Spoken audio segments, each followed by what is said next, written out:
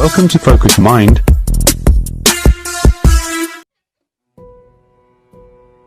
My parents had a maths tutor for me because they wanted to be amazing at maths.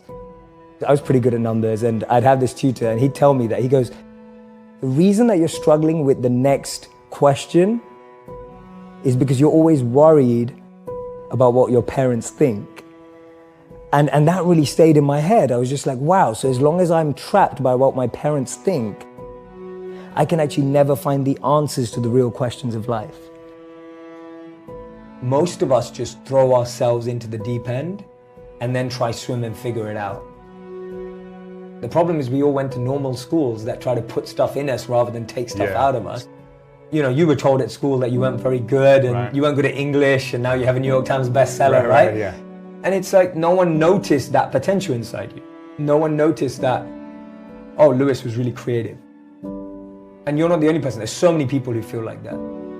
So the modern schooling system didn't extrapolate your self-actualization, your element, and just try to put maths, English, science inside.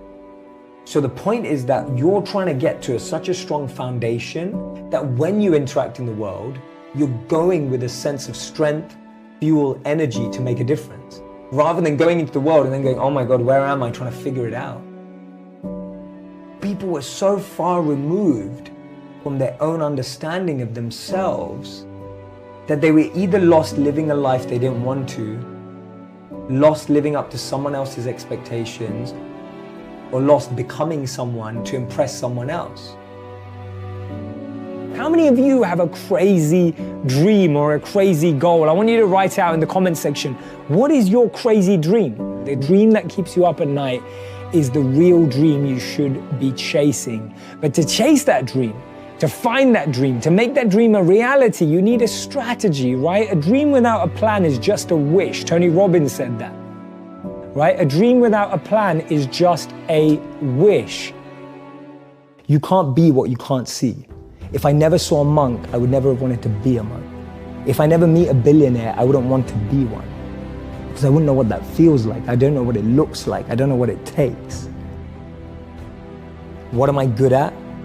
What do I love? What does the world need? And how do I get paid for it? To me, those four help you unlock your passion. I often say to people, your passion is for you, your purpose is for others. Your passion makes you happy, but when you use your passion to make a difference in someone else's life, that's a service, that's a purpose. My goal has never been financially or materially oriented. I see that stuff as the byproduct of doing what you love. I genuinely believe that. It's always been that way around for me. My focus is to create entertainment that truly has educational value, but without us always knowing it. I think we all learn best when we don't know that we're learning.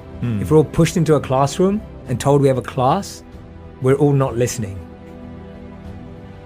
Start at a place where you have self-awareness, self-actualization, you have figured out what works for you, what your strengths are. So I think it starts even at a physical level. Anyone who's a physical fitness or a health coach will know that different bodies need different food, different sleep, different fluids. We don't all need the same thing. Me and you with different body types can't do the same workout. Our bodies have different tolerances in different things. That's self-awareness at the physical level. We know our limits, we know what we can do, we know what we can't do, we know what our challenge is. On a mental level, what's self-awareness?